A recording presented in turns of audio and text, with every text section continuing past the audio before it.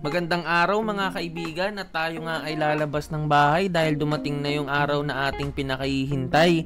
At ito ang pinapangarap nating gaming chair na 2020 pa lang gusto ko na talaga to bilhin, kaso nga lang student pa lang ako nun. At dali-dali nating binayaran si Kuyang Rider dahil excited na talaga ako nabuksan ito at gamitin. At ito na nga ang Bathala gaming chair. Makikita nyo dito, box pa lang, sarap na sa mata, partida nakabalot pa yan.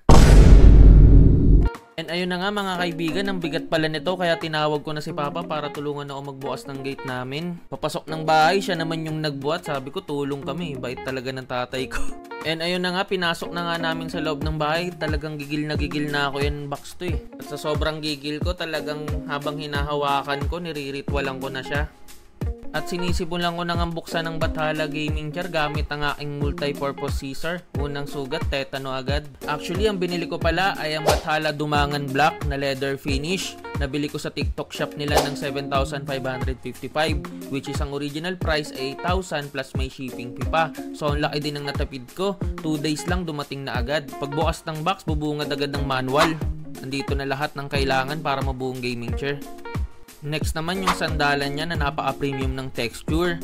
Tas maganda dito, may zipper pa in case na gusto mo laban, kaso isipin mo yung diskarte paano mo ibabalik. Meron siyang pillow sa likod, meron pillow sa ulo.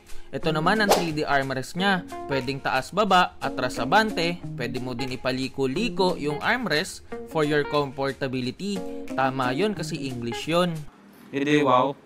Sunod naman yung nylon base plate niya. Lupit nito kasi ang haba niya sa personal parang BB.